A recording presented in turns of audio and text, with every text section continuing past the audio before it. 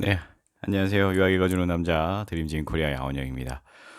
이번 일정이 조금 타이트하게 움직이다 보니까 제 상태가 점점 안 좋아지는 것 같아요. 그래도 떠나기 전에 영상을 좀 남기는 게 좋을 것 같아서 짧게 한번 남겨봅니다. 우선 제가 영국 출장을 마치고 난 다음에 그 네덜란드로 이동을 했어요. 네덜란드 이동해서 네덜란드 암스테르담 대학에 있는 그 파운데이션 코스를 한번 점검하고요. 실질적으로 암스테르담 대학이 비즈니스 쪽은 워낙 강하니까 파이낸스나 아니면 금융 쪽으로 일을 하시고 싶은 분들이 대체로 유학을 좀 많이 온다고 그럽니다. 그래서 지금 현재 파운데이션 코스 자체에 약 20% 정도, 그러니까 300명 정도 규모라고 그러니까 20%면 뭐 꽤 많은 인원이죠. 그 정도 인원이 들어와 있고 또 중국 학생들도 굉장히 이 퍼센테이지 상으로 많이 들어오는데 지금 이제 코로나 바이러스 때문에 중국 학생들이 이제 9월 달 정도까지는 아마 입학이 유보되거나 비자가 안 나오거나 이런 상황들 때문에 점점 숫자가 좀 위축되지 않겠는가 하는 게 이쪽 학교의 관계자들의 예측입니다.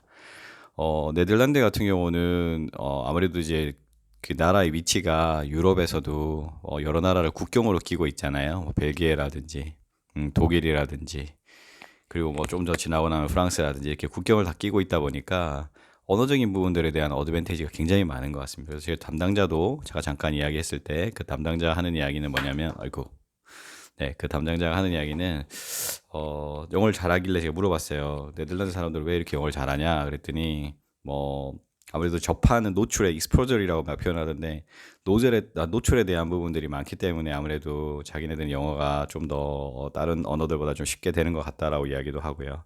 그 외에 그래서 너가 몇 개 국어 너 할 줄 아니? 이렇게 물어봤더니 5개 국어 한다고 그러더라고요. 그래서 그러면서 생각이 탁 든 게 뭐였냐면 우리나라도 사실 중국이나 일본에 대해서 가까운 위치에 있는데 우리나라는 사실 많은 부분들이 좀 폐쇄적인 어떤 문화, 우리나라만이 가져야 되는 문화 또는 다른 문화랑 섞이는 거 싫어하는 문화 그런 것들 때문에 언어적인 부분들도 있어서 조금은 제한적이지 않았을까. 예전에 저희 어릴 때도 그랬고 지금은 많이 오픈돼서 많은 청년들이나 젊은 친구들이 자연스럽게 언어를 더 접할 수 있는데 그런 게 아직까지는 교육 시스템화되어 있지 않기 때문에 한편으로 되게 부러웠습니다. 그런 부분들이. 그러면서 또 반대로 생각해 보면 만약에 유학이라고 하는 시장을 꼭 영어권으로만 계속 보내야 되는 게 필요할까? 혹시 좀 의지가 있고 또 자녀에 대해서도 이제 미래에 대한 투자 가치 또는 희소성에 대한 부분들을 좀 염두에 두고 계신 분이라면 유럽에 꼭 영어권이 아니지만 영어를 접할 수 있는 그런 나라들로 유학을 보내시는 건 어떨까에 대한 생각을 제 스스로도 한번 해봤습니다. 저희 딸은 지금 뉴질랜드 가 있는데 둘째 녀석은 아직까지 한국에 있으니까 이 녀석을 데리고 어떻게 제가 할 수 있을까에 대한 고민을 이번 출장에는 굉장히 많이 하게 되는 것 같습니다.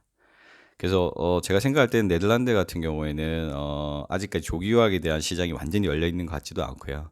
아직 제가 뭐 학교에 대한 어레인지라든지 이런 부분들이 계약이라든지 이런 것들이 안 돼 있는 상황이기 때문에 저 나름대로 좀 더 알아볼 필요가 있겠지만 뭐 지인분 중에 네덜란드에 주재원으로 나가 계시거나 또는 네덜란드에서 이미 정착하고 사시는 분들이 혹시 주변에 계시다라고 하면 자녀 교육에 대해서 한번 여쭤보시고 그 나라의 그런 어떤 교육에 대한 우수성들에 대한 부분들도 잘 한번 체크해 보시면 좋지 않을까. 언젠가 이 시장이 또 열리게 되면 한국에서뿐만 아니라 다른 나라에서도 더 주목하지 않을까. 우선 되게 아이러니한 게 인도나 아니면 네덜란드 시장이 먼저 교육에 대해서는 이렇게 뚫고 들어온다라고 하는 말 자체의 의미는 뭐냐면 그 나라가 그만큼 매력이 있다는 뜻이거든요. 제가 판단할 때 그렇습니다. 이제 그런 나라들의 움직임을 저희도 조금씩은 뒤늦지만 따라가야 된다. 왜냐하면 기존에 미국 쪽으로 많이 몰려있는 그런 문화들이 언제까지 미국이 경제나 아니면 세계적인 정치권에서 얼마나 강력한 힘을 더 유지할지는 아직 모르겠지만 지금 현재로서는 강력한 힘을 가지고 있으니까요.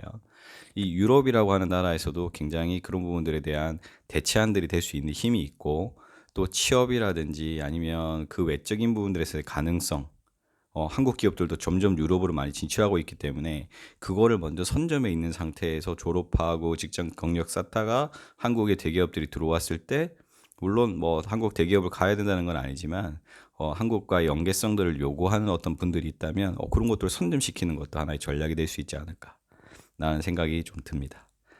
어, 아일랜드에서도 그랬고 영국에서 그렇고 네덜란드에서 그렇고 한국 학생들이 정말 열심히 잘 지내고 있는 것 같아요. 미래에 대한 투자이기 때문에.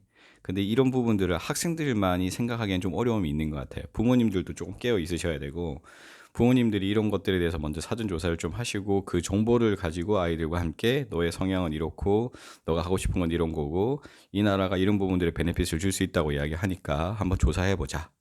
세계 여행을 간다면 그래 우리 너가 관심 있는 그 나라 한번 가보도록 하자. 그래서 여행 와서 한번 실제로 한번 이 나라에 대한 것들을 점검해 보시고 그리고 아이와 의논하신 다음에 이곳이 정말로 내가 공부를 하면 좋겠다라고 결정이 된다면 그러고 나서 그 학교를 알아본다거나 지역을 알아본다거나 나라를 알아보셔서 유학을 진행하시면 거의 실패하지 않는 유학이 되지 않을까라는 생각을 조심스럽지만 한번 해보게 됩니다.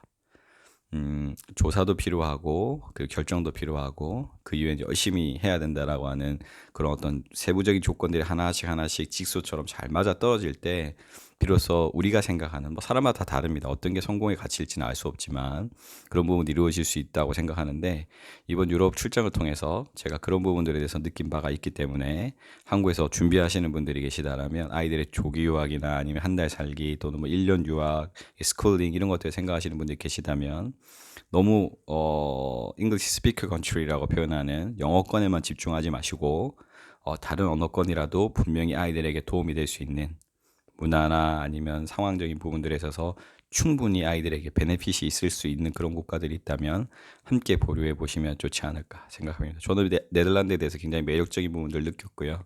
저도 이제 출장 돌아가서 좀 시간이 허락한다면 네덜란드 시장에 대해서 좀 더 알아볼 수 있는 그런 시간을 좀 갖고 싶습니다. 이상 네덜란드과 관련된 거 정리 한번 했고요. 다음 영상에서는 독일에 관련된 이야기 한번 차차 한번 또 해보도록 하겠습니다.